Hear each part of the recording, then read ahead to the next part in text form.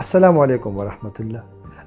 د مور پلار دا شکایت و چې ماشومان خوراک نه کوي او ځکه به نه کوي چې دی ګندونه خوري، چای، پاپړ، جوسونه، چنګمان، چکلیټان، چورنګان، دالسیانې دا ته بند کړئ. د روټۍ ټیم شي نو وای روټۍ وخوره، بیا پسې دا وخوره. دا خېټه ډکوي خو وجود نه غټوي او ماشوم به دې کمزوری وي. هر یو ماشوم د کال نه بعد دا بینډازول یا زینټل 2 چمچې په یو ځای چې څومره عمر د چاوي دا یو ډوز دی، او که چېرې ورمکس ورکوئ نو 1 چمچ سهار یو ماښام 3 ورځې.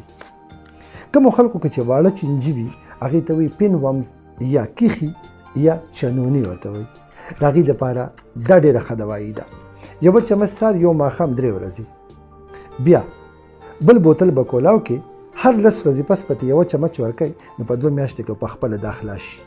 په دې دوران کې دا پکار دي چې په کور کې څومره هم ماشومان دي ټولو له یو ډوز ورکړي 3 ورځې، که لوی کسان یې هغې له سهار ماښام 3 ورځې، ځکه چې په کور کې په بل کې موجود وي نو دا چینجې زنانه کته راکوزېږي، د شپې هګۍ وراچي، هغه بیا په بسترو کې ځي.